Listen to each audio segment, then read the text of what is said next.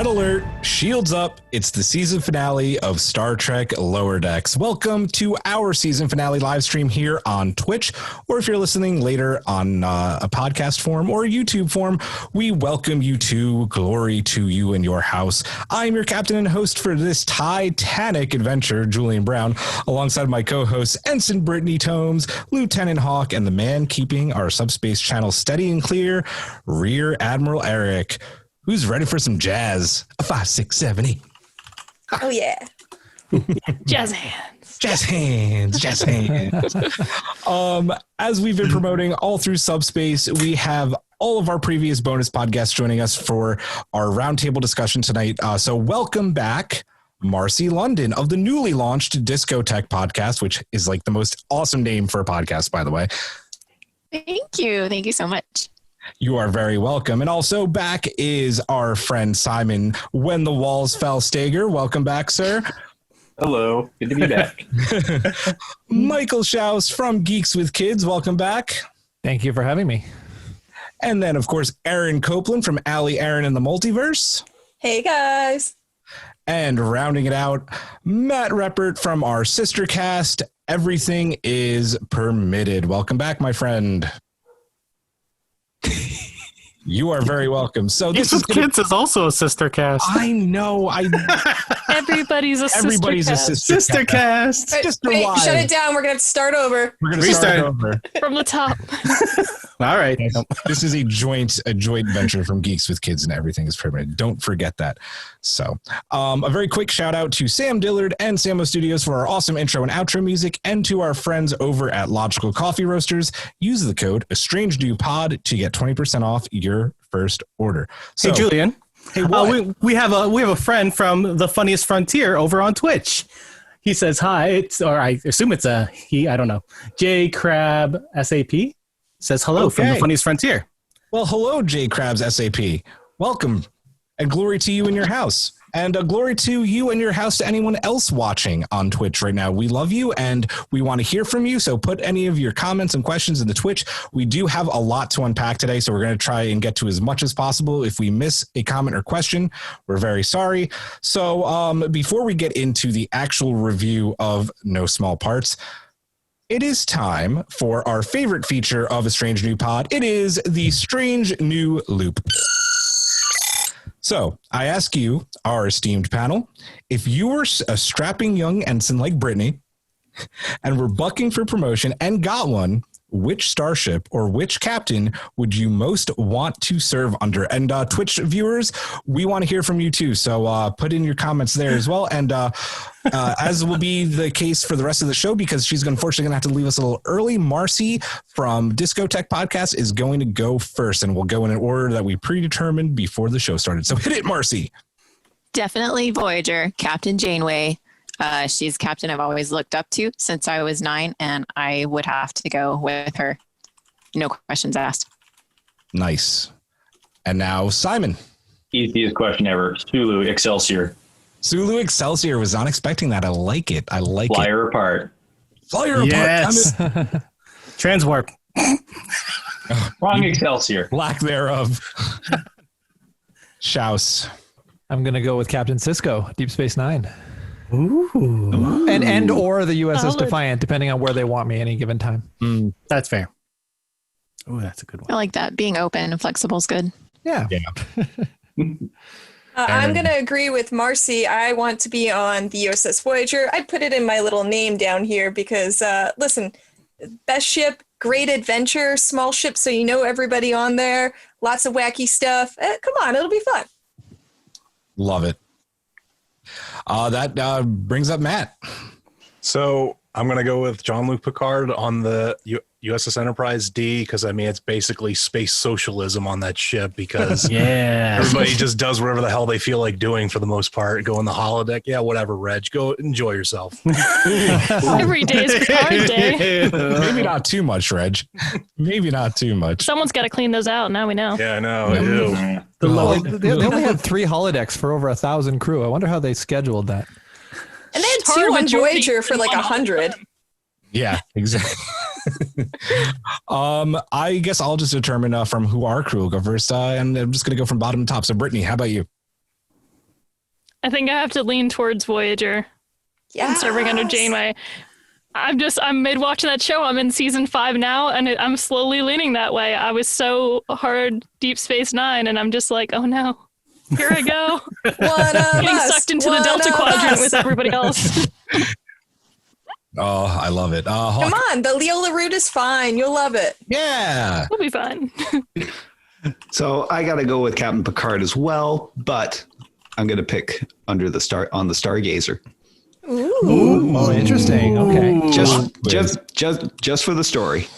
That would be amazing. That's a good idea. I love it because your heads can match. Yes. Like, listening of the universe against them. It would be a beautiful sight to behold. He's a doppelganger. He's a spy. Tackle him.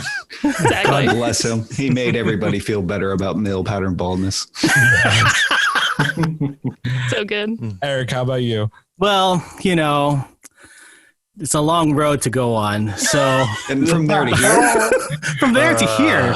And I would go on the NX01. Shut up, Wesley. Oh no, I would go on it. Are you for real? Oh, damn it. I would, because it's such uncharted territory, and being on that first adventure would be just incredible. I don't know. Plus I like Archer's dog. Oh, yeah, puppies. He's like, I get the dog. Trench Walker on our Twitch says Enterprise D with Picard as well. Yes. Everybody wants the D. What can I say? Ooh, yeah, they do. So I had to take a long think about this because I grew up with Captain Kirk first. Like, those are the first Star Treks that I saw. Not that I was born in the 60s, but the movies are the first things that I saw. And I'm like, yeah, Captain Kirk. But then, like, people around him tend to get killed a lot. So, and then I was like, well, Picard's obviously the next choice, right? But people tend to get killed on his ship a lot too.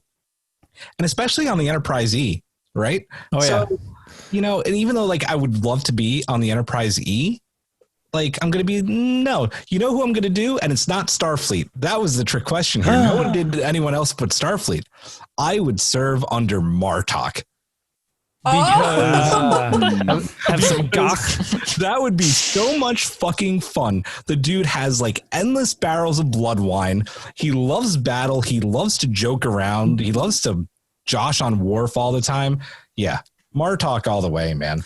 I will say after this episode, part of me wants to go on the Titan. Oh, yes. Right? Because that would be a fun ship. Oh, my God. Based on the amount of concerts. No one wants to be with Lorca? Come on. Which one, though? Prime or... Lorca or... No, Lorca wants to be with Lorca. Evil Lorca. Come on. That's just... His why eyes. not? You just fall into them, right? Yeah. I can't. That's a topic for a whole nother show if you would serve next week. We've talked about it a couple of times now, actually. I'll say to Chud each their own. Nice. I'm not even going to shame you for that one. Yeah, you're welcome. We have a couple of other answers on Twitch. Jay Crab said, Sap says Picard, but I love the Defiant. The Defiant is an awesome ship. So that could be either under Cisco, Worf, or Jadzia any given day. So pick your who's in the captain's chair that day. And then Mag just joined. She says, arriving on the Defiant. Hi, everyone. And then Jay Crabsad also said that Klingons play too rough, which I agree, but that would just be more of the fun. So nobody wants to serve with Jellicoe? Fuck no. That. Who wants to be a Delta shifter? All right, guys, let's get into it. We have a lot to unpack with the Star Trek Lower Decks season 1 finale, no small parts. One of the things that we always like to do on the show is talk about each and every cold open. And this one was amazing, taking place on Beta 3, a throwback all the way to the TOS episode, The Return of the Archons, with Kirk and Spock. This is just an absolutely amazing cold open. The fact that this was a pretty deep throwback, and Marcie said before we started recording, they even showed Kirk and Spock in their animated form. And Marcie, we're going to start with you. How did you feel about this cold open? I loved it. I just couldn't stop smiling when I saw the original Star Trek animation on the screen with the Lower Decks style. It was just, having drawn both of them now, I'm just in love with it. So I thought it was great. Awesome. Who's next? Simon.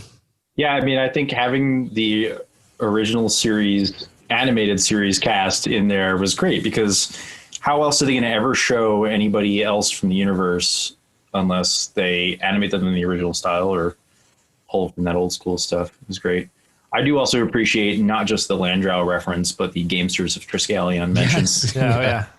Yep. Schaus, how about you? I just loved when he was going through, like they're walking through the corridor and he was saying, "Oh yeah, I call it the TOS era." Yes, those old scientists, and he's like, "Those guys were getting into meeting new aliens every week, weren't they?"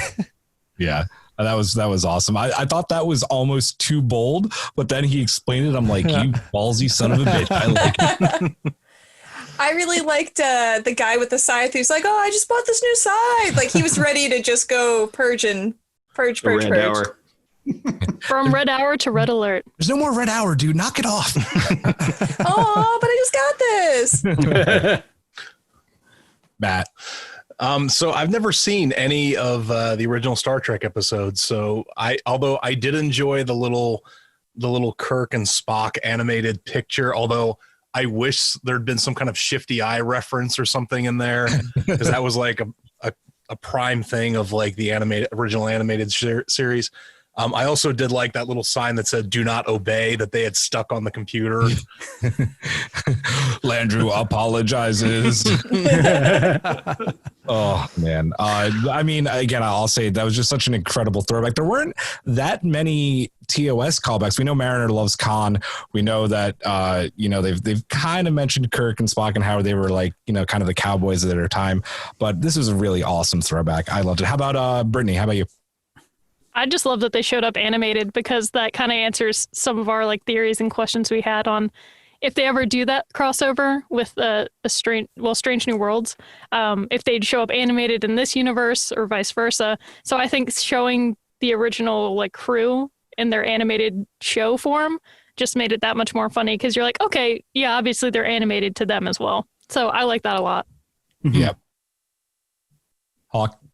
Loved it. The throwback to Landau, that was so good in that. And plus, I love the reference to how it's like when they, we meet these new civilizations and these threats of the week and that, and the fact that nobody ever seems to go back and monitor them and see what's going on after they leave. Yeah, I want to get into that a lot more at the end of the episode, because Mariner has a great line about that. So yeah, I want to definitely touch on that near the end. Eric, how about you? I loved it. It was great. I liked seeing Boimler sort of loose and not as uptight at the beginning. Yeah. So it was nice seeing him like just goof around and realizing that him not having to stress out about everything, handing out crayons, like art, man. It was nice seeing him worship a computer. Let out your inner artist. Exactly. Like a twirly pencil thing. Yeah. Little circle. Yeah. Compass. Boimler is very loose there, right? But then unfortunately shit hits the fan pretty hardcore. Loose lip sync ships. Literally in this case. Okay, I'm gonna let that one go too. I had my hand on the button. So is that just like Rutherford? Hand on the button. Get off my bridge. We weren't sure how long they were going to take to kind of let the cat out of the bag, right? With Freeman being Mariner's mom. But no, Boimler just lets it out right over the comms, the whole bridge. And of course, the whole ship ends up knowing. Boimler opens his mouth, and now everyone knows Mariner's mom is the captain and her dad is an admiral. As Boimler says, Starfleet royalty. Marcie, how did you feel about them just going right at it, right in the cold open? I was so glad, because we had been waiting, and so I was just ready for it. I was ready to see what was going to happen, and everybody, coming up to her, wanting to be her best friend and everything. I thought that was hilarious. Yeah. Simon. Yeah, I mean, I'm glad they just ripped the Band-Aid off and went right into it. There's nothing really to be gained by just sitting on that secret for any longer at this point. So, yeah. Schaus? They did it in such a classic over-the-top way, too, like where everybody on the bridge was made aware of it at the same time. It wasn't just, casually slipped into conversation.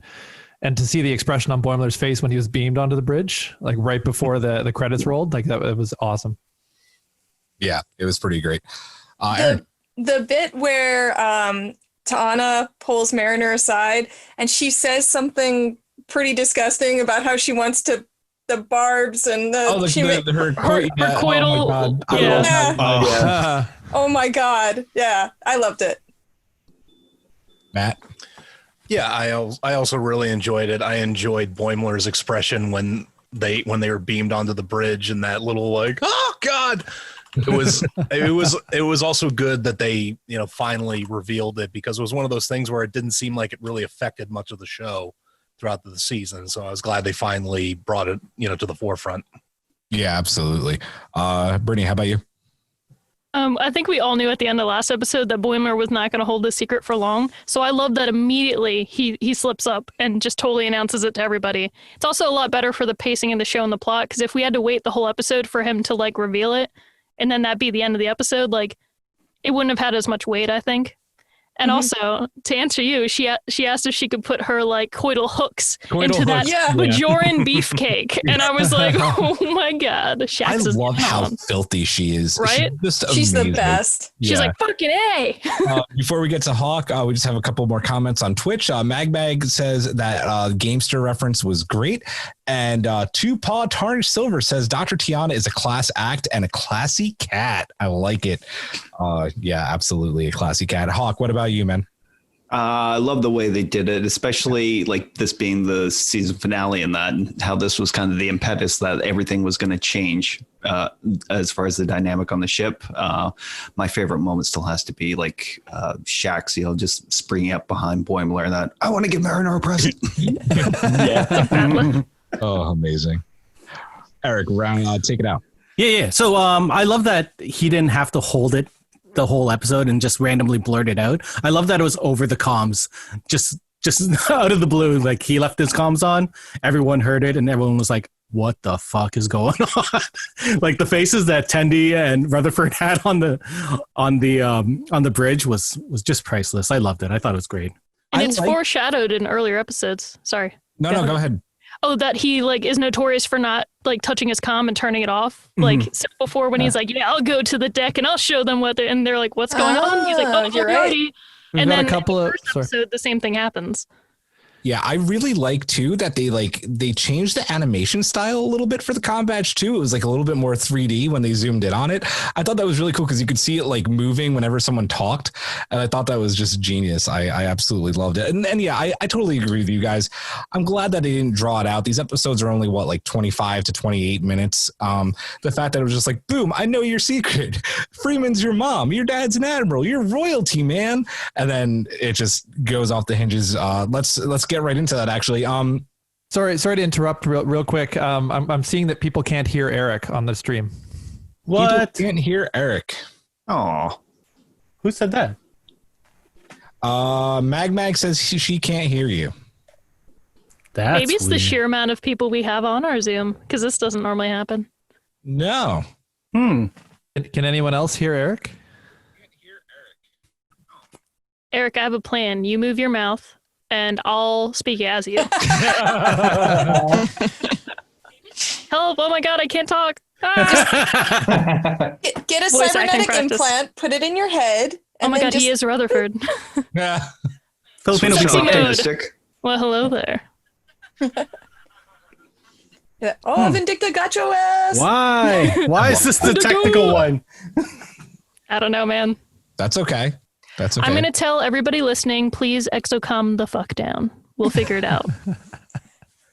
I'm debating whether to keep that in and make a blooper reel, because that was a pretty epic. Yeah, man, keep it in. Thanks. Can you hear me now? Meg, I'm talking to you. That's okay. Coming in. Hello?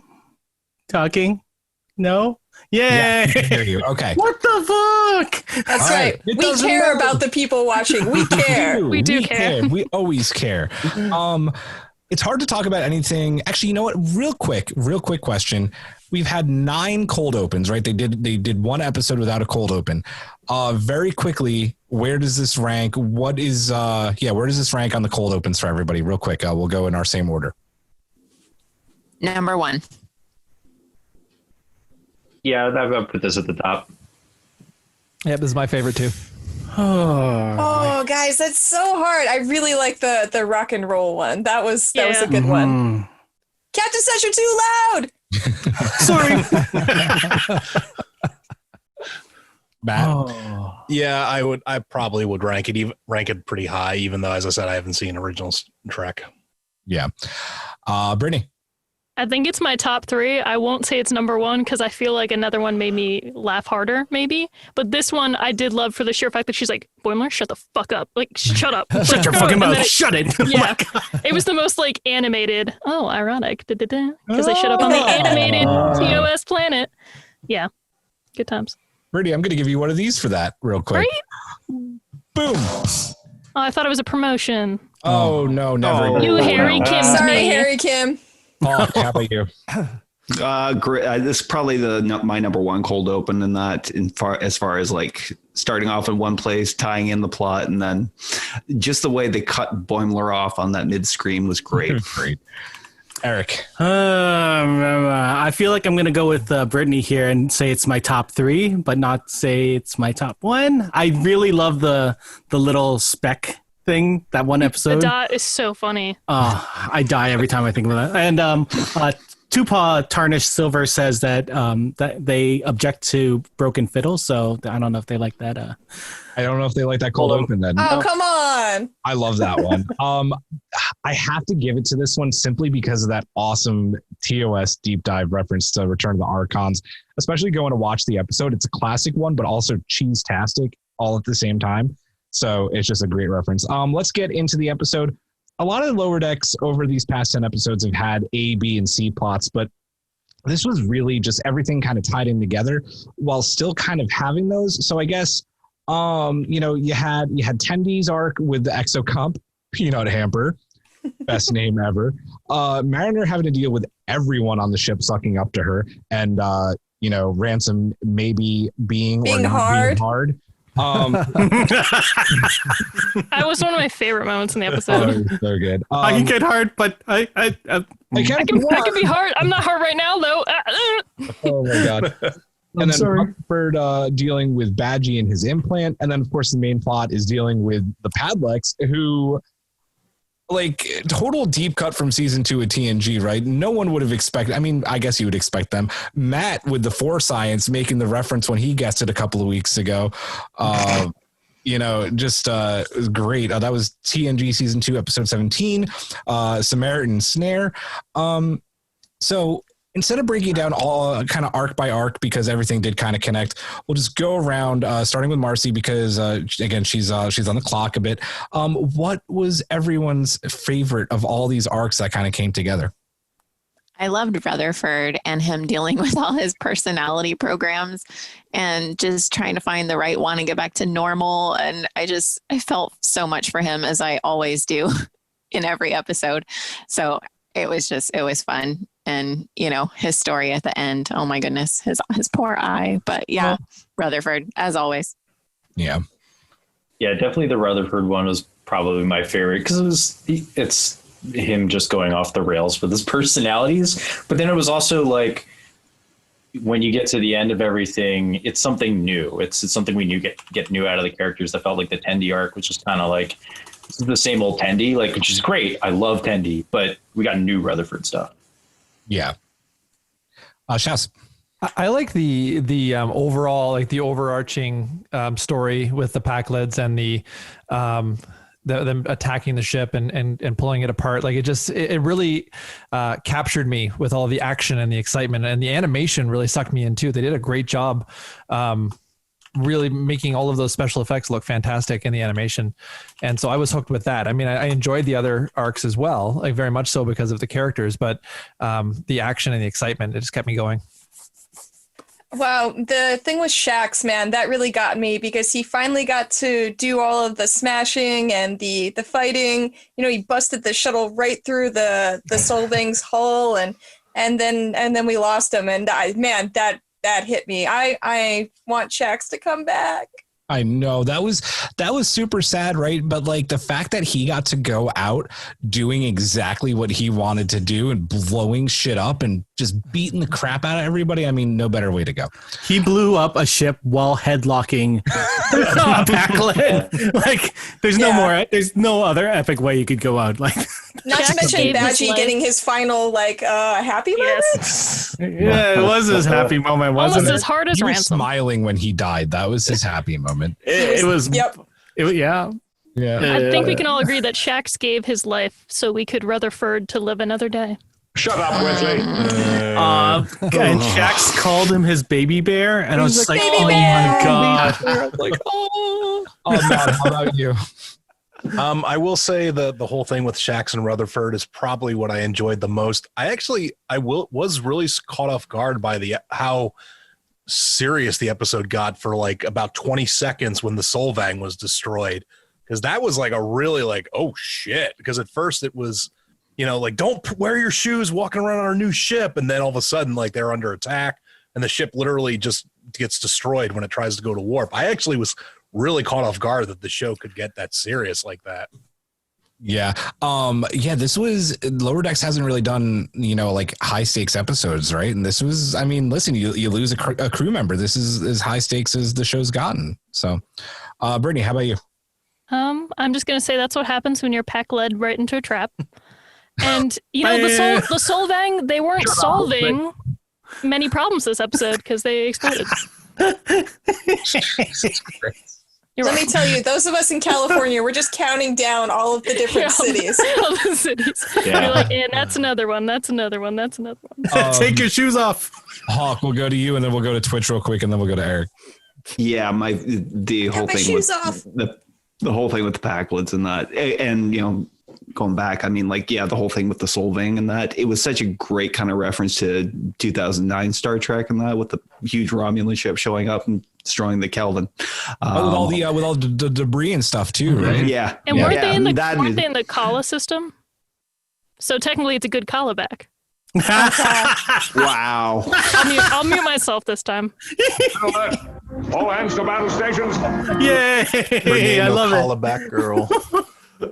You should have brought the sad trombone. Yeah, dude, I'm not even. Hawk, did you have anything else? And the fact, I don't think you can follow that.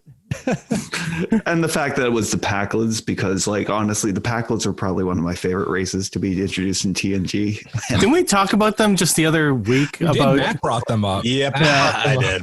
Oh, now you're worried about having to go up against them. Eh? Yeah, maybe change your mind on our Strange New Loop for that episode. Well, I mean, it's like giving a bunch of idiots a really powerful weapons. They're like the space Republicans. So They did get a lot of They have gotten a lot of profile in the last couple of years because of some memes that were going around in that Packlids for Trump. I have not seen those. He is strong. He will make us go. Oh my God. Speaking of the Packlids, Mag's right on point. Who would have thought we would have seen the Packlids in the finale of all things? So absolutely. And then, President Packlid. Tupac Silver also says in the episode Samaritan Snare, they shouldn't have repeatedly phasered Geordi. That was exceptionally unneighborly. So agreed. That's fair. Yeah. She was a Crimson Force field. Eric, how about you? Yeah. So last week we had our movie episode, the Crisis Point, but this one felt more like a movie than any episode before. Like, I know last week was an homage to it, but this one felt like it could have been its own little mini TV movie. And that's like Mike McMahon did such a good job at balancing all the humor and the action and just like the sad parts and all of the drama. It was such a good, like, balanced show. Like, this was a balanced episode. Yeah, it had I was going to say the same thing. It felt epic. It felt like there were a lot of stakes and you were drawn into it. I don't know about you guys, but it went quickly, but at the same time, it almost felt like a movie. I was just like, oh my God. Exactly. It was only 27 minutes, but yeah, it felt like it was, larger than life. And if there's I went nothing, through the stages of grief, I went through comedy, like I felt it all. And if there's nothing else we can say about this episode, it's that at least there was one Star Trek series that ended properly this year. Ooh, yes. Though arguably, yes, in similar ways, right? Agreed. There's always a ship that 100%. saves the day. Oh man, what a take. I like it. How did you guys feel about Lil Peanut? Like, did you feel that she hampered the mission a bit? Oh my God. She wasn't willing to go the distance. I was saying earlier that I just saw the Exocomp episode of TNG like literally yesterday. I've just been doing a rewatch, so it's been really timely. But those ones were, I think, a little bit more. They had a better spirit than Peanut Hamper. Peanut Hamper's a bitch. Peanut Hamper's gone through shit. It was a proper dad. And I'm gonna. Yeah. Sorry. No, it's okay. Go ahead, Hawk, real quick. It was a total throwback to the whole thing about free will and giving them choice. Yeah. This is what happens. They give them too much choice. And I know everyone said that Rutherford and Shaxx was their favorite arc of this episode. And listen, I loved it. I loved being able to see Shaxx fully go off. But man, Tendi and Peanut Hamper was just like, because she's so excited, right? She's like, this is my twin in robot form and I get to train her. And then she's like better than her. And the minute they're like, you get to save the day, she's like, I'm going to pass. I'm just gonna beam myself out of this situation. I joined Starfleet to piss off my dad. I'm out. Peace. And that was it. I loved that, and I loved how Tendi's come like so full circle with Rutherford and how like she was so like did not want to let him go. Like talking about in 27 minutes pulling such like an emotional punch, right? Like. She did not want him to go. Whether this develops into a relationship in season 2 or not, remains to be seen. But for now, that was a big moment because, we, of course, what happens to Rutherford at the end, like they have to reestablish that relationship. So I loved that arc. She was also tending to him in the hospital. Get off my bridge. I have to be honest. My favorite arc was actually Mariner and Boimler because when we talk about how much they play off each other and seeing how Boimler actually broke down, like his guards went down, and he told her that he wasn't mad at her because she went for the position. But he was mad at her because he knew that she would get it. Like all of these walls started coming down for both Mariner and Boimler. And it was just nice to see them. I don't want to say fully exposed because that's the wrong. They were, right? That would have been Fully episode exposed. 1 when they were like almost naked. Yeah. Yeah. Well, I guess that's a good mirror to it though, right? They were, you were saying earlier on our chat that this mirrors the first episode, and it really does if we take that nakedness. I rewatched the whole season, and let me tell you, rewatch the whole season and watch the finale. It hits different. Yeah. Before we move on, Marcie, I don't know if you still have time or do you need to leave us? Yeah, let's do one last question. Yeah. All right, so let's move on to the big reveal of the climax. The Cerritos is about to be destroyed, pummeled, gone, goodbye, because 3 more giant padlock monstrosities come out of warp. And then, boom, Boimler's like, there's another ship coming in, a la Star Trek First Contact, when the Defiant's getting the shit kicked out of it. And the dude is like, Captain, another ship's coming in. It's the Enterprise. But no. This time, and Simon, thanks for pointing that out because we had the same wavelength there today. The USS Titan, finally canon, and Captain Riker coming to save the day. Not only is the Titan ship design real canon now, Jonathan Frakes and Marina Sirtis also reprised their roles as Riker and Troi, which just so freaking happy. We'll talk about it more later, but they're seemingly going to be reprising those roles in season 2 as well. I already know myself and Eric fanboyed about this earlier. And Simon, you basically were watching along with me when I watched it the first time this morning. I had a hard time not texting all of you at the moment I saw it. I was just like, oh my God, it's happening, guys. It's happening. Ooh, guys, we need a multiple pod group text. It'll be madness. We should have a giant Discord. It's going to be nothing but memes from me. Oh God, it'll be epic. And then of course Matt's teasing us now with his awesome background of the Titan. Love it. But Marcie and everybody else, what was your guys' reaction to finally seeing the Titan and Captain Riker? I was just thinking, like, what is he supposed to do? Sit in the woods making pizza? But, yeah. Because, like, didn't it kind of feel like the last episode of Picard? Like, just a little bit? Oh, I was going to mention later, like, this is the second season finale of a Star Trek show this year that Riker's been in the finale for. Yeah. That's and how you make it a good finale. Riker Jonathan Frakes now holds the record of the most Star Trek shows to be on. Wait, really? No, yeah, because he's been on Enterprise and all of those other ones. Right? Sorry, Marcie, go ahead. Sorry, Marcie. The way they animated Deanna's eyes was beautiful. Oh my God. Love that. And I was just so excited to hear their voices. And yeah, it was great. I loved everything about it.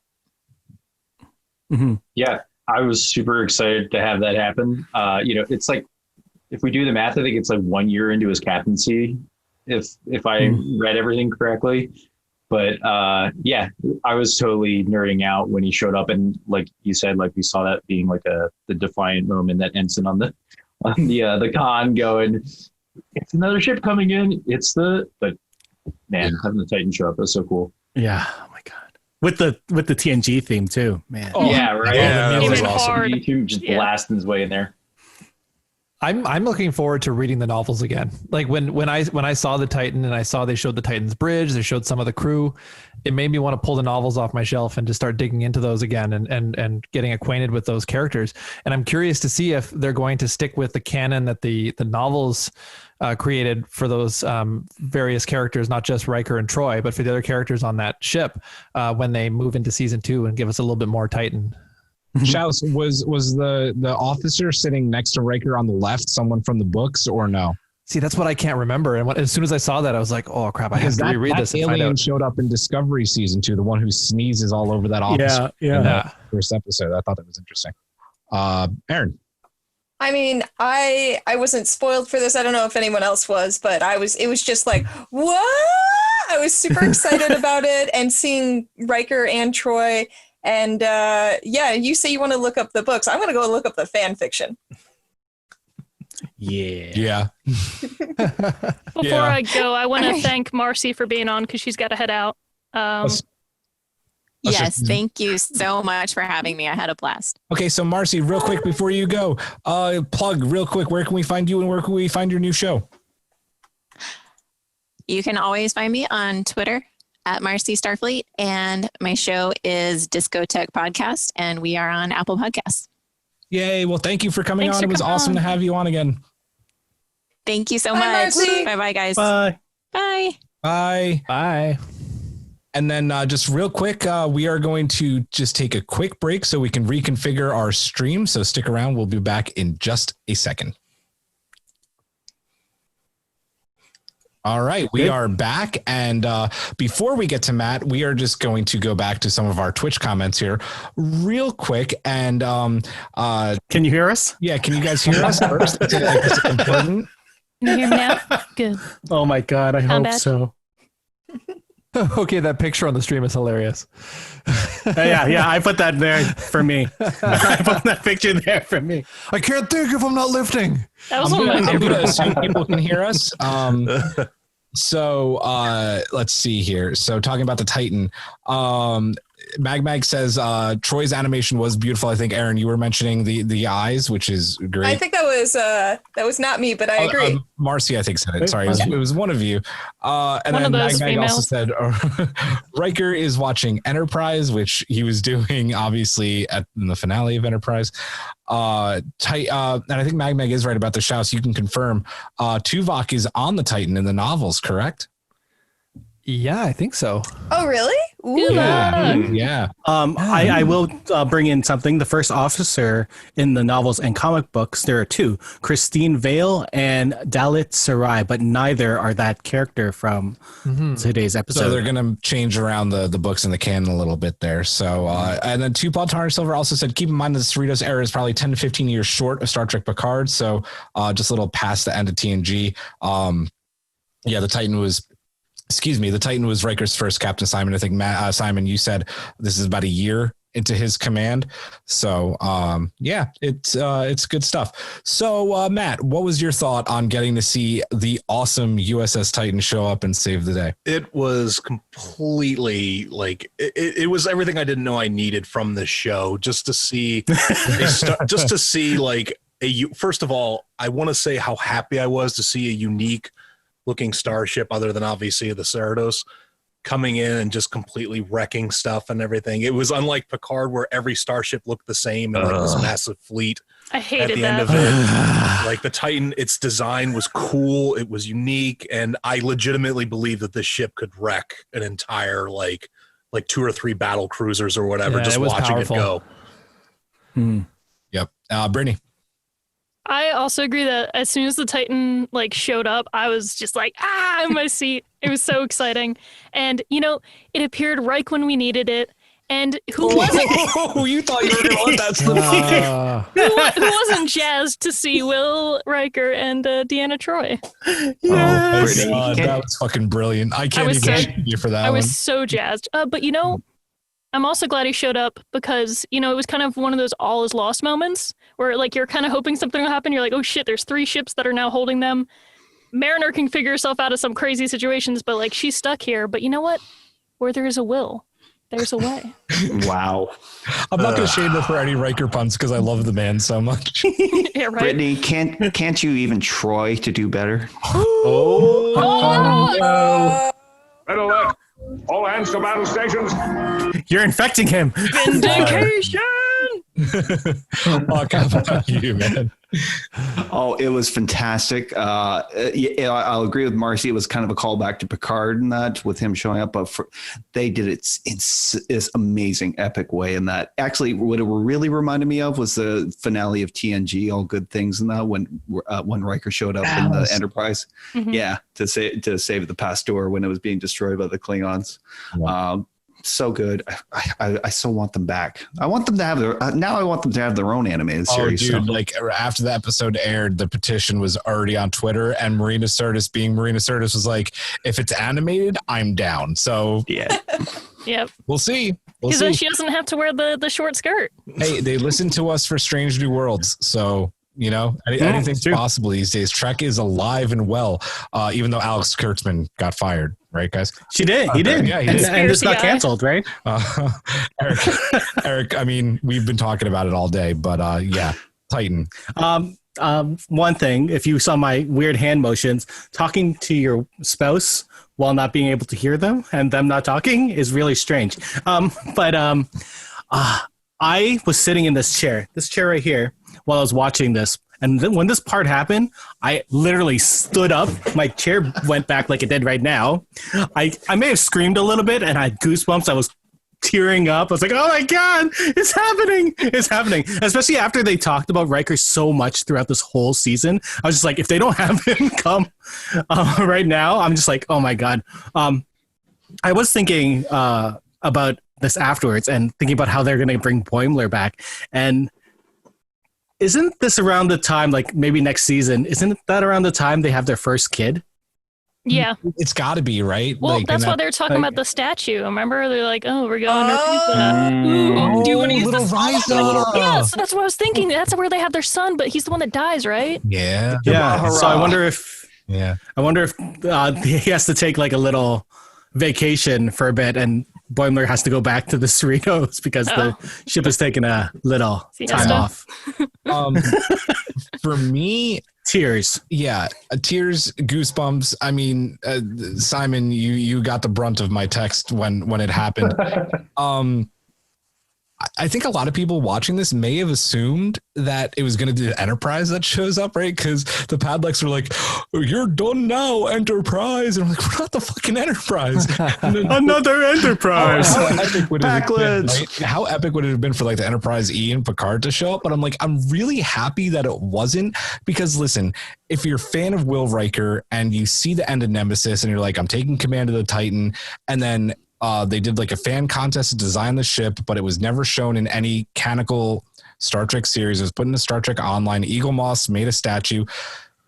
I'm a Starship nerd, and I think most of us are here too. So getting to see it animated, I don't even care if it's animated and not CG. Like, yeah, exactly.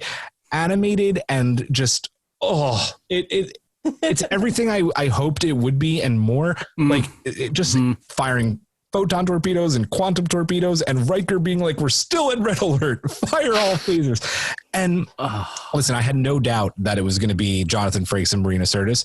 But I mentioned real quick that Jonathan Frakes for Picard had like hardcore stage fright coming back to the role because he hadn't acted in so long. He's mainly a director now, and had to get some advice to like how to act again. And the fact that he came back into this role the way he did, and to just make Riker the lighthearted dude that we kind of know he really is. And Mike McMahon told him to just like be loose. It was everything I hoped it would be and more. I'm so happy. And every time I see that GIF, like Eric said in our chat, like I just get goosebumps of seeing the Titan show up. Jonathan Franks on the post show was talking about how he was so happy to play like the super fun, frantic Riker because that's who he is in real life, more or less. And he just wanted to be. He didn't want to be as serious as he was in the previous shows because he liked being that not silly Riker from the earlier seasons, but the more loose-hearted. Loose-hearted? Yeah, loose-hearted, sure. So he didn't just want to show up when the frakes were high. But I did like they name dropped the Titan earlier in this finale episode that it made you think like really they said like, oh, the Titan's also within hailing distance. Yeah, it's a red herring, right? And they're like, I no, thought that was all we were gonna and get. I was like, hold on. I was like, maybe they'll know. And apparently Mariner's been getting all of her contraband from Will. That was great. He's like trying to end the transmission. Yeah. Deanna was like, we're going to talk about this. She's like, Romulan ale? They animated her look, her like look at him perfect. Better than Will, to be fair. They made her look pretty spot on. Will, I mean, listen, you heard the voice. Okay, that's Riker, but her animation was spot on. Anybody else have anything on Titan and Riker before we move on? I hope they release new models for this because I will buy them and make them. Agreed. And get tips from Brittany for painting them. There you go. I want the little Hallmark version of it, but like done in the animation style. That would be so cute. Yes. Ooh, are they doing Hallmark? All the ones they're doing this year are Mirrorverse. It's Mirrorverse Mirrorverse Spock, Kirk, and Uhura, and the Enterprise. But I would love to see let's get some Cerritos in there because I need something to join my little Voyager and my little Delta Flyer. Yeah, they're doing a tree topper this year. Actually, they're doing like the Enterprise that you put right on the top of your tree. Oh, I thought it was going to be like Cisco for the top of your tree because he's with the profits. Just a wormhole and Cisco in the middle. Like, profits weren't real. Neither was the Dominion War. Profits are always real. 5-9 was an inside job. Oh my god. That was Conspiracy guy was so good.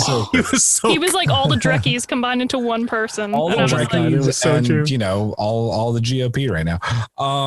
Mag says, love Marina. Who doesn't? We love Marina Sirtis. God, she's a treasure.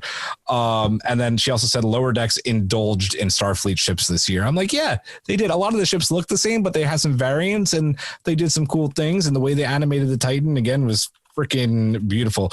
Finally, she also said she wants a Mirror Hoshi at the top of her tree because Mirror Hoshi. Yeah, awesome. Nice.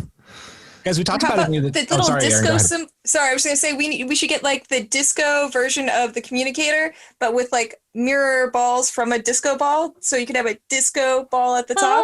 All I heard was balls. Love that pun.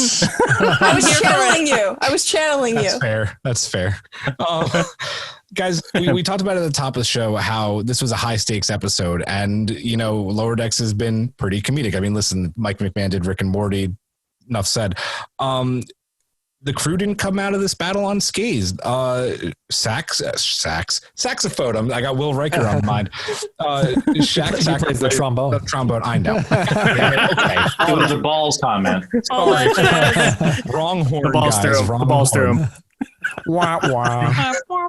Do I need to do it? Do I need to play it? Okay, I will play it. Do I have the sad trombone still? We can all do it. All right.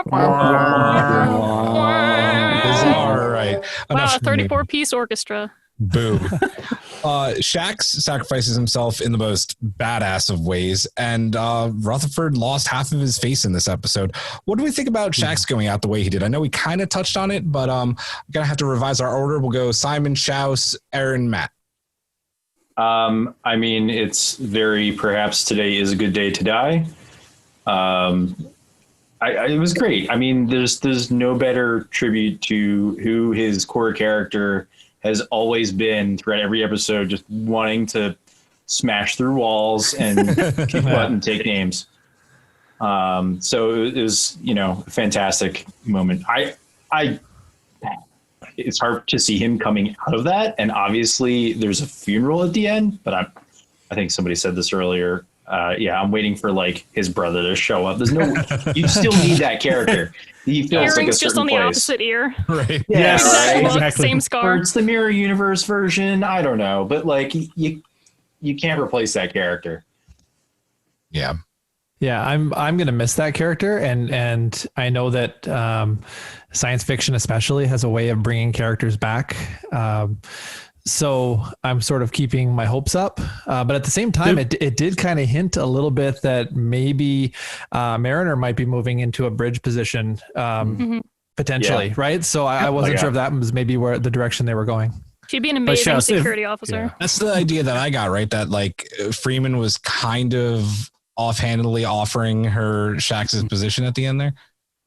Yeah. Schaus, but if he does come back, Da Vinci's just going to come and shoot him. Oh yeah, that's true. Accurate. Not today.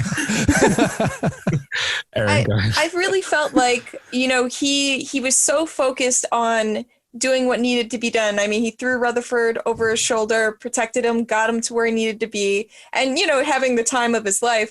But I think he knew what was going to happen, and he never hesitated. He, baby bear. And I kind of hope he doesn't come back, because I think that sometimes invalidates a death. Mm-hmm. And he got that was a top tier Star Trek death. And she's got the flag folded up like a military flag, and the, his Bajoran earring. And I was just like, oh, so I think that if he doesn't come back, I think that's almost better, because we'll always be like, oh man, Shaxx, that was a good character.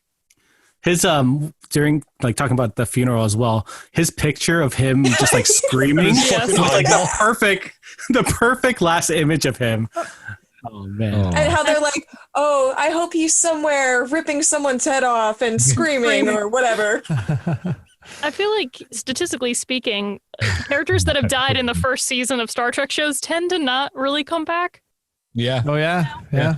So, yeah. No, she did come back. She did come back. Well, that would be cool if he came back in one-offs like that. I'd be cool with that, but I don't think he should come back as a main, and I think that would invalidate it. But a Tasha Yar situation, I'd be okay with that. There is a theory that Eugene Cordero said, but I'll wait until after Hawk talk. Matt didn't go yet. Matt. Oh yeah, Matt. Sorry, Matt. Yeah, your picture distracted me. Yeah, I know. I had to put that picture up when it was mentioned. I'm like, yeah, I have. Your to put backgrounds are so good. That's so good. But I loved how he went out. I mean, pretty much, like it was pretty much almost the way a Klingon would want to go out. He the fact that he was laughing as the whole thing blew up and everything, and then of course his funeral there, like. He looks insane in this photo, and this is the photo they chose for his funeral, where they're like, "Oh yeah, we have to honor him." This is like his calmest photo. I mean, he was an exciting character. To show him any other way would be Bajoring. Sorry. You know what? No. Too late. I already hit the applause button. So well done. Look at that. Matt, I almost have the feeling that, even though Shaxx may have been born Bajoran, he was very nice. He was Bajoran. He was Bajoran. He was a Klingon at heart, right? Oh yeah, definitely. Right. Well, Bajorans have that fight, right? Yeah, he was gonna give Mariner a Batleth. Yeah, that's true. That was totally a Batleth. Yeah, one of his many. Yeah. Go ahead. Is it Brittany or me? No, it's you. Brittany went on, I believe. Oh, okay. I just said one thing. No, I thought you said like three things. Oh no! It wasn't my turn, but I occasionally say something. Have we broken Brittany? No, it's just like it wasn't my turn to go. I thought you accidentally skipped your turn, so I was. Go ahead. Hawk can go. No. Go ahead. Shaxify, Brittany. Go ahead. Well, as I said before we started recording, the audience didn't hear. I literally sat down. The first thing I said was Shaxx. Savior of the sun. And that's what I was like singing in my head the entire scene. That he like carried Rutherford, ran, blasted through the side of the ship with the Sequoia, which apparently they've been building like for the last season, and it had little doodles of them all on it. Loved it. I love that, Brittany. I love that. So I noticed that too. So they cute. left it in four so of many them. frames. Yeah, and then they're like, it won't be this way for long. But then the baby bear moment, he's like fighting everybody, like rips his like headpiece off. It was really great. So you know what? Shaxx deserves the best burial. Even like a short funeral made sense. Exactly. Savior of the universe. So that's how I think of Shaxx. It's funny, sorry, Hog, real quick, that every time I hear Shaxx's name, I can't not think of Shaxx from Destiny and like going to get my Crucible bounties. Yeah. I'm just like, I don't know what that is, so I'm just going to drink my water. Yeah. So anyway, Yeah. Hawk, I had to mention that. I know what you mean, Julian. I know you do. I know you do. Oh, me and Hawk also know it. Oh, yeah, me too. Know it well. I'm with you on that Oh one. yeah, and shows. Yep. Ooh, should have our own Destiny clan here. All right, so this came out of left field for me. I didn't see it coming that we'd have like a major character death this season. However, like if you're the chief security officer in that, this is a good death as opposed to say the way they took out Tashi R in season 1. Giant trash bag. Yeah. Oil monster. Yeah. Doesn't Mariner joke she's going to feed Boimler to that thing later on? Yeah, I thought that was funny. Saying that, I do hope they bring back Fred Tatasciore for the next season for a different role. It's a random character. Yeah. Well, he'll be something else. Who knows? Maybe the new security officer he gets to voice that for. You never know. So in the post show for Lower Decks today, Eugene Cordero was like, well, maybe my new implant will have a Shaxx setting. And maybe he's like a little app in there, so you just randomly hear Shaxx's voice at times. That would be awesome. Just I love yelling that. at him. He's like fixing something. He's like, "You're doing great, baby bear." Yes, exactly. Just shouting Yeah, at him. every other setting, why not? Yeah. Yeah, why not? Hip, Oh, hip, sexy tie-ho. mode. Before we get to Eric, I just want to answer that Mag asked about Mariner stash weapons. We're going to get to that in our Yes. Easter egg segment in just a second because there's a My lot of favorite them to part. talk about. But Eric, So many. Shaxx's death. Oh, it was so poignant. It was such a good death, a proper death for someone who's been fighting his whole life, right? Bajorans are known for going through the whole Dominion War and all of that.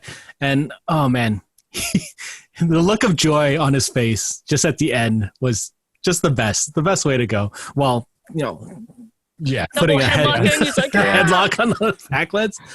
I could not ask for a better person to go. If it was, I'm glad because the whole season he had been like, sort of been told to like calm down the whole time, tone down the whole time, and this was his time. It was his time. I'm gonna blow up And the he got warp it. core. No, you're not. Evasive maneuver alpha. It was too late. We were too late. I already kind of said how I feel about this. I'm happy that they didn't do like a crazy funeral because I think Shaxx would have just been like, why the fuck are you guys doing this? Like I went out the way I wanted. Like it was beautiful. It was perfect. Him dying smiling was total Shaxx. I love that. So Eric, you mentioned seasons. We are now going into season 2 of Lower Decks, whenever that may come. Boimler has been promoted by Riker to Lieutenant Junior grade and transferred to his dream job aboard the Titan. Mariner's pissed with a capital P, but also maybe getting Shaxx's position, which we kind of talked about on the Cerritos. Rutherford has to get to know Tendi all over again, which is sad, but I'm sure that'll work out. This is the big It's so thing. tender. It is so tender, goddammit. With the news, Boimler is going to be on the Titan for a bit. Mike McMahon and Alex Kurtzman confirming that. How excited are we for season 2? We get more Frakes, we get more Cerritos, we get more Titan.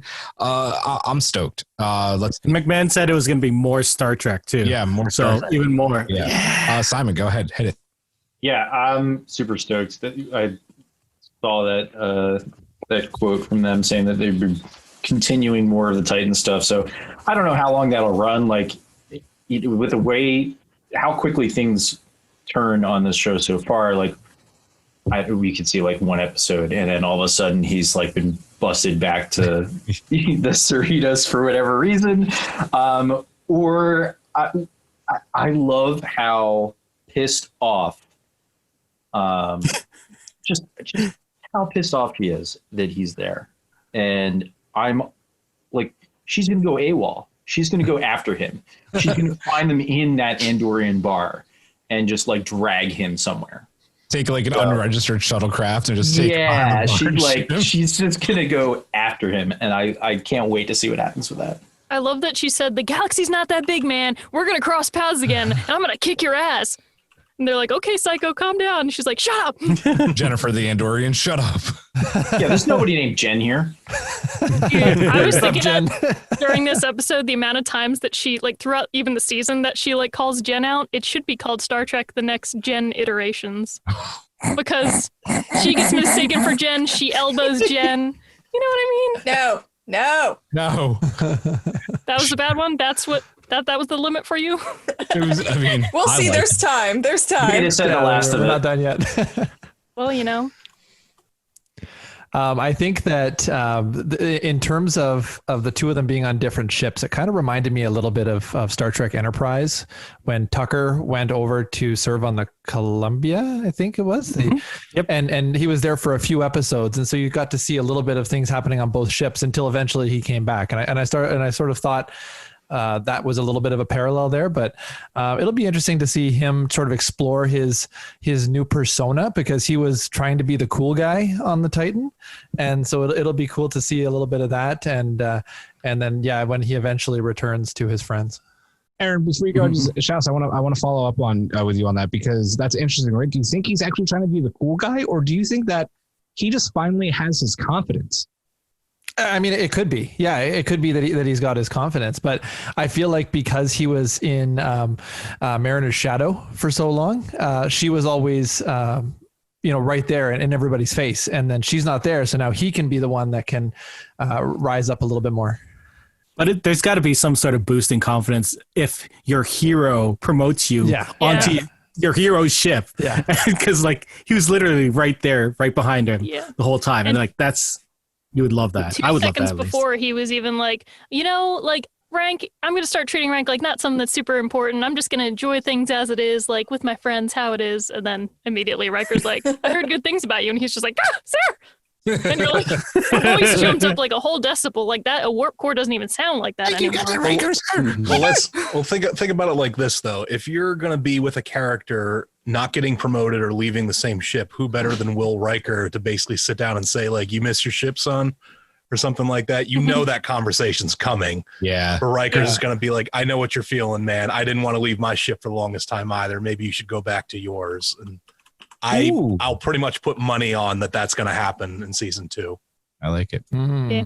I feel like we have a whole Boimler, season he's there. I think he's grown a little bit. I do think that he's, still his spastic self, but I think some of that confidence is earned. I think some of it's a put on, but I don't know. I'm excited to see them keep expanding the world. I mean, the animation style is so cool, and it just allows them to tell stories without boundaries. And it seems like all of the boundaries they put on are sort of like I think I saw one of the interviews that Will Wheaton did where they said they shoot it as if the cameras were actually in the ship, which I think is really cool. So you're not getting crazy, animation stuff, but we get to see many ships and many crews. Like the budget is able to be used to expand the universe. So I'm hoping the next season we get more of that. Yeah, I agree. For sure. Agree completely. How do they keep it lower decks though? Like if he gets promotion, he's not really lower decks anymore. So something's got to happen. I mean, Lieutenant Junior Grade is still pretty lower decks. When do you get your own room? Like what? He had his own room at Junior. He had his own room. So that was his room. I don't know. I know we discussed earlier in the season when we were trying to guess where the rest of the season would go. We did say one character will probably end up getting promoted by the end of it.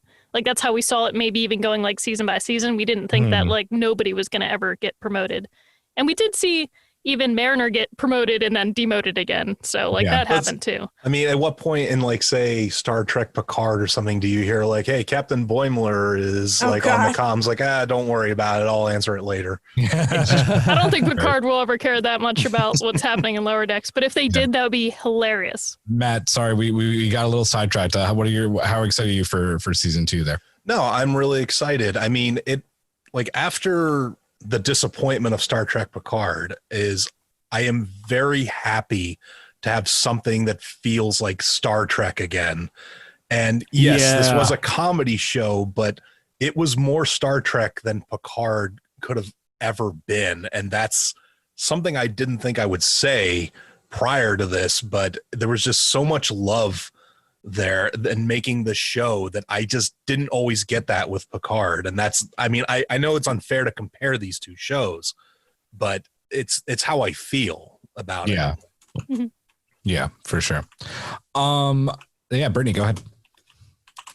I'm excited for a season 2. Like, this probably is my favorite Star Trek show, which I'm glad it is, because we were worried at first. Like, at first we were interested, you know, I was like, wow, this could be really cool. And then we saw that one first trailer where they just tried to make it seem a little more edgy in comedy than it ended up being. And then we got a little worried, but then it ended up being great again. So I think that season 2 will probably be really great. I mean, we see what they did with this finale, and I'm fine with Boimler even being on that ship the whole rest of like season 2, because it'll show like he'll have to grow without his friends, and also without, you know, coming out of Mariner's shadow. Of course, he did like having her as a mentor, but also, you know, they butt heads in different ways. So I think it'll be very interesting to see them go these separate paths, but still like care about each other. And then maybe, I don't know if they'll become like arch rivals or like something, but they'll, you know, it would be funny if they're that way for like maybe in forever, or if they do meet back up again, even if they become friends, but there's just like that headbutting at first where it's like, you motherfucker, you took the promotion. You said you weren't going to. You're the same person you always were. And then he's like, you don't care about promotions. You're a slacker. Like, I could just see it. It'd be amazing. I would like that, right? Like, I would like this kind of like competition between them then. But at the same time, Brittany, I feel like you have been studying Mariner like this entire season. Mariner is my life. Is she actually pissed off, or was she just sending that message to like give him shit?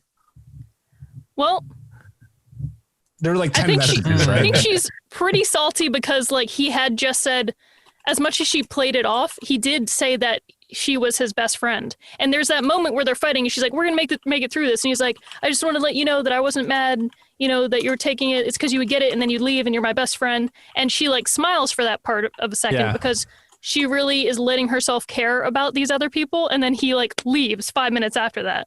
So part of me thinks that it might also be in the way that she pretended that she didn't know about Ferengi. Like maybe it's also another thing to really bolster him up to like seem like he's cooler than he really is. But I think she's hurt. Do you think it's partially though because he's not answering her at all? Like maybe he didn't tell her, or if he did tell her, like why is he not answering her at all? Tell her. Yeah, I think he just left, and then that would be a reason then to call to be like, you piece of shit, like we're friends, we were supposed to be lower decks forever, you know, lower decks community, Starfleet, all that shit, you know, like so. Obviously, she's taking it harder than Tendi and Rutherford, but then again, she was closer with Boimler. She took him on to be his mentor, so.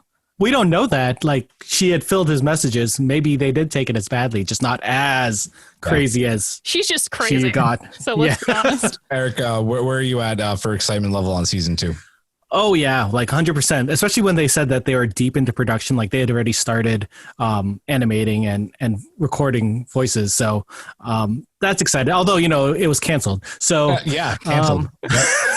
Star Trek not getting made ever. No, never. Right. It not even on the list of stuff. don't even get me started about the 4th season of Discovery.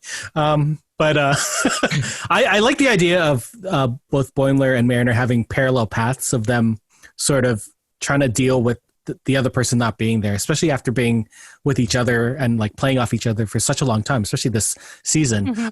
I do hope that Mariner sends Brinson over to cause some shit with Boimler, because I think that would be funny, especially since they're now best friends. Yeah, right. Barb. We'll see. Or I wonder if like Riker would find out that what's that guy's name? Fletcher was sent there because of them. Like, could you imagine if he got demoted because they found out that Fletcher was sent there because of those two? Oh man, that'd be amazing. That would also be Boimler sucks at keeping a secret. Yeah, he does. But like Riker treated, you know, Captain Freeman, saying that he was like her mentor, and they have like that weird disjointed relationship with is just as reflective as Mariner with Boimler. Like that's how it seems. Like she's more of a Boimler personality. Mariner's more of a Riker personality. So like that parallel is really cool. So we'll see how he actually matches up with Riker. Like he's a goody two shoes, wants to do everything right, but will he be more like Mariner? And Will doesn't like that, Brittany. Will is like, he does not like the So I'm wondering, is he going to pretend to be more loose like Mariner taught him, or is he just going to end up not meshing right and then having to come back? Yeah, well, we'll see. Obviously, Eric already mentioned it. Season 2 is already in production, so maybe we're going to get it sooner rather than later. Animation takes a little bit less time than obviously normal filming and working from home, though. Yeah, working from home animation is a little bit more difficult, but stoked for season 2. Guys, let's get into our final segment here. It's our final season 1 Lower Decks Easter egg hunt, and I'm just going to go down this list and we can talk about them real quick. The first one, obviously, we've talked about.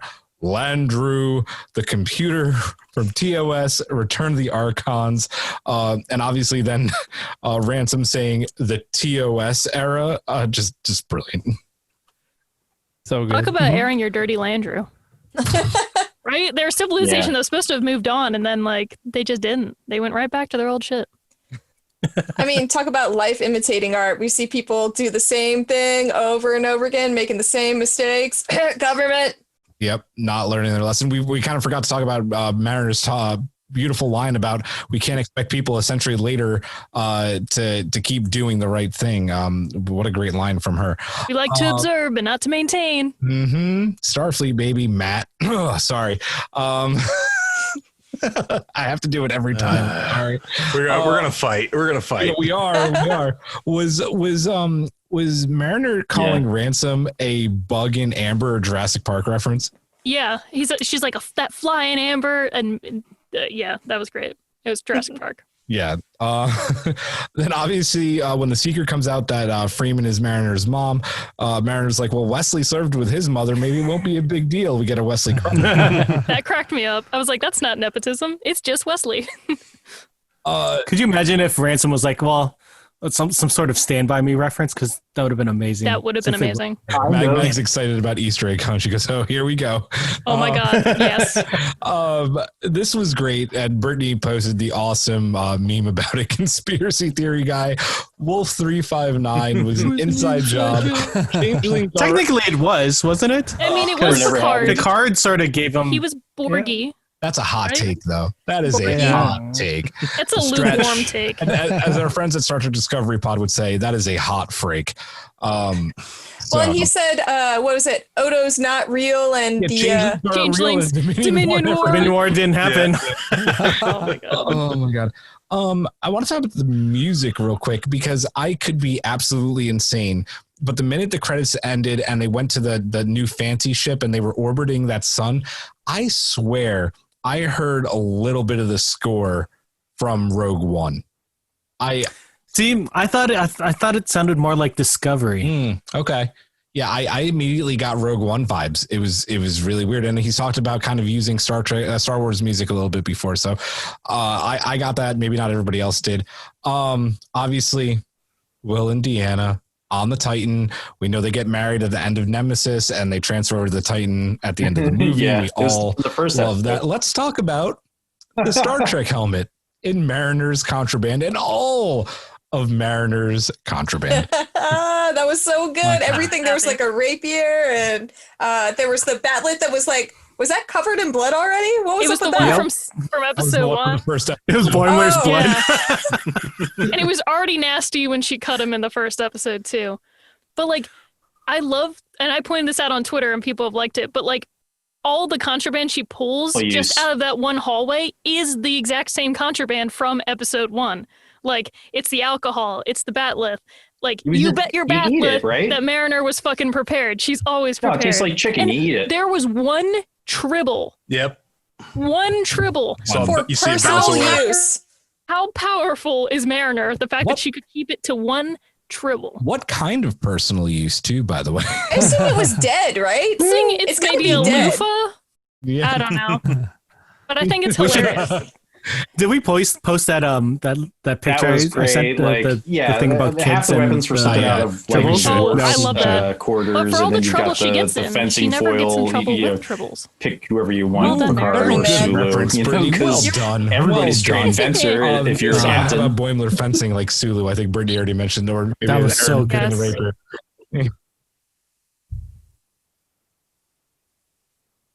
Yeah.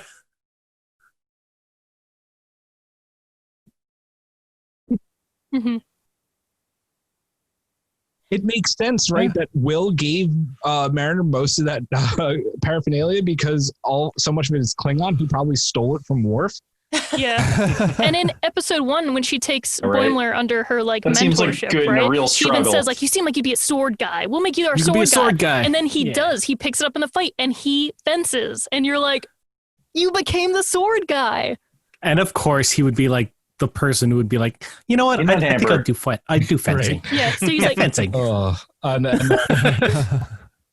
Yeah. And then Matt finally when what's her name? The exocomp. I'm forgetting her name already. Peanut Hamper?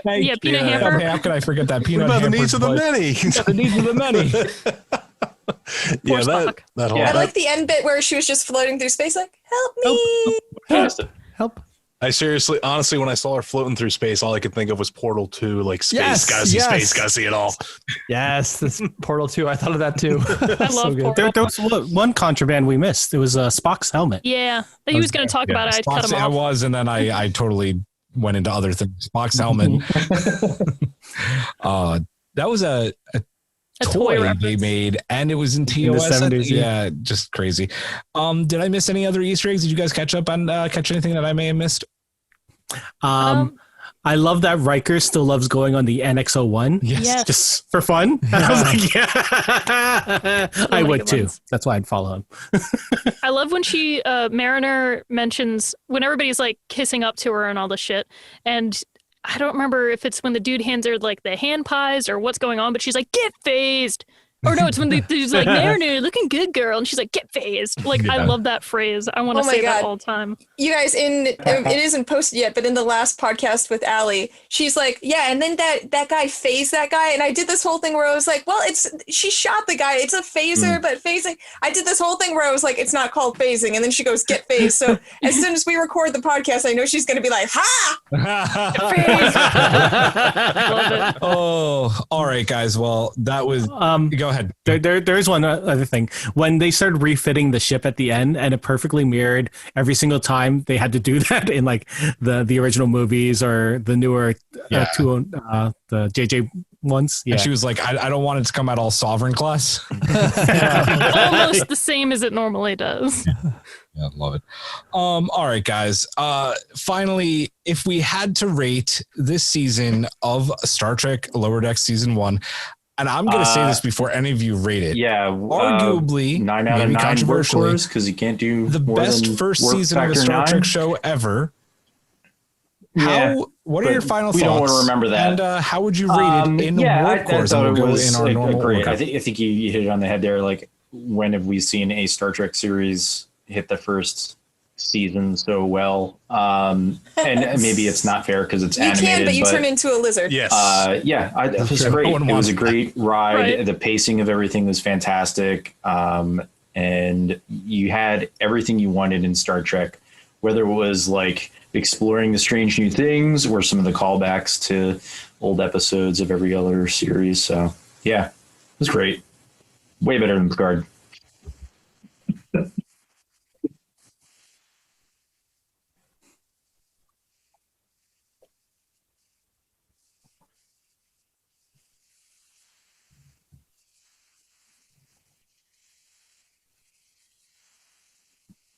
Way better than Picard. So I went on a little bit of a journey on this one because right after the first episode came out, and then I listened to you guys talk about the first episode, I was a little bit angry because I was thinking this wasn't what I wanted. I thought that I just wanted a serious Star Trek show, but in an animated way. I didn't think I wanted the comedy. I've done a complete 180. I love the hell out of the show.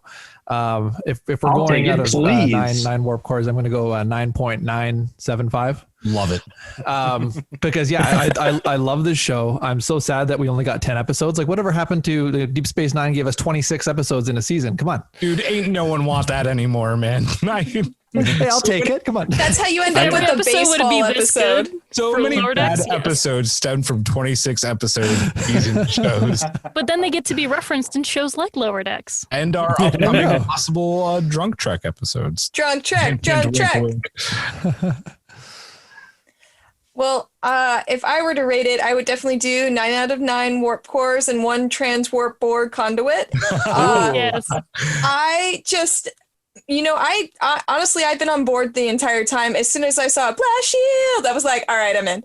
Yes. And I agree. I think maybe 10 episodes is why it's so solid. And also just the fact that, we see in those, the Ready Room episodes, everybody working on that show is a fan and cares. And there's that, so many of these like Easter eggs we talk about, like there's so much thought and care put into it that it was destined to be solid. I'm super happy with the show. I'm so excited. We already know there's a second season. And especially, it would have been great no matter what, but what a time for it to be on. Like, I don't know about you guys, but God. I needed the weekly laugh. Yeah. Yeah, definitely. It saved my 2020. Yeah. So I'm up, right? Yep. Okay, yeah, just make sure. So yeah, I mean, obviously I'm gonna give it, 9 out of 9, 5 out of 5, million out of million, whatever rating system you want to use. I'm gonna give it the max score. It's one of those shows that it works for people who already love the original source material, or if you're a new fan, you'll probably enjoy it as well, because it doesn't always rely on just being a Trekkie in order for you to enjoy it. Like, being a Trekkie is just, you get that little bit more enjoyment out of it, those references, this or that. But I loved it. It was very fun to watch. I'm looking forward to season 2, and honestly, one thing I'm looking forward to is whenever things go back to normal, is I'm looking forward to people like actually dressing up as these characters. Yes. Stuff like that. Like, I'm Well, feeling, you too soon. I already don't. I'm going to do a Vindicta cosplay for Dragon Con next year. there you go. Yes. I may be planning out a Rutherford one. Yes. Oh my God. Okay. Hey, Matt, real quick, Matt, I think you're totally right, because my co-host Allie, she's never seen Trek. All she's seen is the J.J. Abrams movies, and like once in a very passing way. And she really enjoyed the show and found, we talked about, I would tell her about references and things, but she found her own joy in it and wasn't put off by any of those things she didn't know. Like, she really enjoyed it as a standalone thing. So I think you're absolutely right. For sure. Like, I know I talked to Julian and Schaus about this, but I watched this show with my kids, and my kids don't have like the vast Star Trek knowledge that we all have. And they'll sit there for the whole time and just love it. Like, it's a fun show. Like, it'll reach all ages. Yeah. And Cecily's like, even my 2-year-old laughs at it. Yeah. Cecily's watched some of it. She didn't want to watch tonight really, but she's been there for some of it. She knows the characters. Yeah. I mean, it's kind of accessible to everyone. Before we get into the ASNAP crew ratings here, I just want to go on Twitch real quick. To Paul Tarnish Silver says Lower Deck season 1 was just short of Enterprise season 1 for me. 9.5 warp cores out of warp 10. So he's putting warp 10 into there. I like it. And then Mag also gives it a 9.5 out of 10 warp cores, and also agrees with you guys. Give it 20 episodes. So yeah, right there. Brittany, your score. I'm giving a warp 10 out of 10. That's right. I'm going top tier threshold here. And you're now a giant lizard. Yeah, I'm prepared. I'd go lizard for Lower Decks. I just want them to know. CBS All Access, if you're listening. I will go lizard for Lower Decks. Just don't leave your lizard babies in the Delta Quadrant. So we're getting our check from them. Right? Yes. I wish they would have paid for this badgie shirt, but now I paid for that with my blood, sweat, and tears. I want mine to come in the mail. Damn it. It'll happen. But yeah, I loved, this finale. If I didn't already love the show because of the whole season leading up to it, this finale would have sold it. And even if you don't get all the references, like, I still don't get some of them. I haven't seen all of Star Trek, but it makes me want to look it up, find out more about it, and then I'm like, cool, now I'm going to go watch that episode, or now I'm going to go and watch Enterprise after I'm done Voyager. Dear God. We're going to be doing it. It's going to be fun. The fact that Riker said it's been a long road, like, I was just like... They went there. They went there. Riker went full Eric. He went full Eric. How come you're the one who, with all the punch, you're like, I can't. Get out of here. Come on. Well, just with that part, because he just sings the song every single all the time. Even if it's not on the episode, it's before, it's after. Ooh. It'll be when I start talking. Yep. I love it. Exactly. All right, Eric, give us a score, friend. So I will put it at what was the time Enterprise? The Enterprise J. I will give it all the warps. Time warp. Just oh my god, I don't know. I don't remember what it was on Enterprise, but I do agree with Tupac Tarnished Silver because I love the first season of Enterprise. Unlike some people, but this is very, very close to it. Like these are two of my favorite first seasons of Star Trek, and I feel like this is one of those shows I'll just end up watching over and over again, just because it makes me happy. And sometimes you just need that on, like especially in sometimes 2020. Mm-hmm. My favorite show of all time is The Good Place, and I'll just randomly put it on just so I can be happy. And this is another one of those shows that I can do. And man, I can't wait to season 2. Like it's going to be a long road to get there, but oh god, you get one of these. Shut up, Wesley. Maybe the true 2020 vision was a good Star Trek future, because that's the only thing, the only good things pumping out this year is just Star Trek content. Yeah. All right, guys. Well, you both know, and maybe Matt and Simon know how I feel about Rick and Morty. It was not my favorite thing in the world. I'd watched the previews for this show, and I was just absolutely kind of like Schaus. I was expecting to fucking hate this show. I was. Oh man, the talks we had. The talks that we had. I was not gonna like it. I was gonna hate it, and I was gonna be the guy every single week to be like, "Why are we still watching this?" Well, goddamn, 9 out of 9. And dude, I don't give perfect scores freely. I don't. 9 out of 9 warp cores every day of the week. This has helped me. I get a little fucking verklempt right now. Jesus. Do it. Good I'm not work. even kidding. Like, this show is part of the reason that I've been able to get through this fucking pandemic. Having Star Trek and having fun Star Trek, and it is just, I couldn't have asked for more. And the fact that we're getting, a few more weeks, coming up with Discovery. I can't wait. This show is fantastic. I can't wait for season 2. Enough said. And guys, friendship. We all got friendship out of it. Yes. Julian, I love that you originally were going to be the one that like you were the most hesitant. And you're like, I'm going to hate this. I'm going to dread it. And now, God forbid I don't watch the episode exactly at 8 a.m. Julian's like, you got to watch it. You got to watch it. I learned how to make GIFs. Do you know about GIFs? I got GIFs. And I'm like, oh my God. I learned how to make GIFs love it. specifically for this show. So that's how much I love it. We should do a Patreon where you teach me how to make GIFs.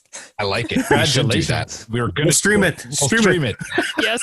Guys, teach everybody. Before we wrap up with our guests, I'm sure some people have been waiting for a while now. Yeah. It is our giveaway time. Before the episode started, we did a contest, and we said, the next 5 people to give us a 5-star review on Apple Podcasts and tweet us a screenshot of it would be entered to win an Eagle Moss model of the USS Kerala from Star Trek Discovery. And we had 3 entries. Simon, you were one of those entries, and I am very excited to tell you, my friend, that you won. Spot might be there because way to go, Simon. Where's the I've got a applause? cardboard cutout of Applause it, button. and why I'm getting not? the applause button. So congratulations to you, sir. You win. That's me. That's all I got. And we'll be shipping that to you. I promise it won't actually be your real wedding present. I'm gonna wait about a week to send it to you, because you're also going to be getting some new goodies in there that we're going to be talking about right at the end of the show, which is coming up in just a second. Let's wrap it up with our guests, guys. Go ahead, Erin. One question before we move on. Now that you've seen Lower Decks, and will it change your mind about how you see Rick and Morty? No. No. Okay. I just Will it just broaden out your of curiosity. horizons about I animation in general? Maybe. No, I love animation. I love animation. I'm just very anal about the animation that I take in. Come look at my. That's fair. Yeah. Julian, I was just kidding, man. Go watch Infinity Train. Oh, I want to watch Infinity Train. No. Okay, listen. I will watch maybe like 1 or 2 more episodes of Rick and Morty and see if I change my mind. It's good. You're wrong. All right. Honestly, Infinity Train's better though, so watch that first. It's true. Yeah, occasionally I like to appear We'll go on in the Geeks order. with Kids How can we podcast. find you guys, and what are you up to very quickly? Yeah, that'd be going? fun. So if I you know want to maybe see me on Simon's there. like the only one without a show. Otherwise, or yeah, anything, I like to but pop in. it doesn't and, matter. hang out Tell with us you what guys you're from up time to. time. Where can we find you, sir? Thanks for having me. That was great. Yes. Woo! Yes. Yay! Congrats. Hey.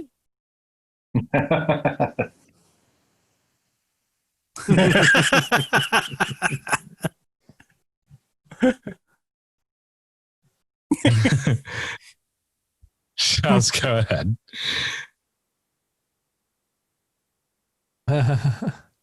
Come for the Halloween episode.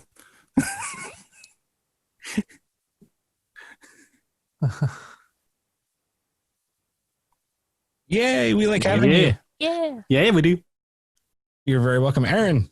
I have a podcast with my friend Allie called Allie, Erin, and the Multiverse. And basically, Allie's never seen anything, it feels like. And so we are just going through shows and movies and obviously Star Trek. And we watch it together. And she and I talk about it. And it's fun. And look, here it is. Look at this crappy version I'm trying to put on the screen that's not working. Oh my God, it worked. Yay! It worked. Actually worked. And also, hopefully doing some more stuff with you guys, maybe hashtag drunk track. Hashtag drunk. Hashtag we're doing it. Part of what we'll be talking about. That hopefully we'll do it before Matt comes up. We have some big announcements. We'll get to that in just a second. Matt, where can we find you, sir? You know where you can find In me. the portal. In a portal. It's like in hell. Just kidding. Oh, you can find me on Everything Is Permitted, and in our current season break, I'm watching movies from the 1920s and 1930s and writing reviews about them because why not? I don't know. You son of a bitch, I'm in. Matt thinks of incredible ideas, and then he'll write articles and be like, "Why did I do this to myself?" And I'm like, "You're a genius, unfortunately." It's so true. Our Geeks with Kids is actually, you guys don't really take breaks, so you're going right now. Everything Is Permitted is coming back from our season hiatus for season 4 on election day to help take your mind off that shit. So stay tuned for that. Everybody vote. Everybody vote. Please vote. And then we have a big surprise coming next Wednesday, just a day before the season 3 premiere of Star Trek Discovery. You'll want to be following all of our social media channels at Strange New Pod for that. One of those things, because we talked about it before the show, and we might as well announce it right now. Erin's going to be joining the Strange New Pod family for all of our Star Trek Discovery bonus episodes to help us review them. So welcome to the family. We can't wait to do those with you. And we also have what we've been kind of referring to as Drunk Trek along the way. All of these cool announcements will happen next Wednesday. So stick around for those. Simon, Schaus, Erin, Matt, thank you guys so much for coming on the show and wrapping up season 1 of Star Trek Lower Decks with us. Tune into our next live stream this Saturday. That's right, just 2 days from now, as we pay tribute to all of the Will Rikers out there. I mean, sorry, the number 1s out there on episode 11 of the show. So 1-1 for all of our guests. Hawk had to take off, unfortunately, but for Hawk, for Brittany, for Eric, I'm Julian. We will say one more time, live long and prosper. Majram, see you. Prosper. Majram, see you for Star Trek Discovery. Shaka.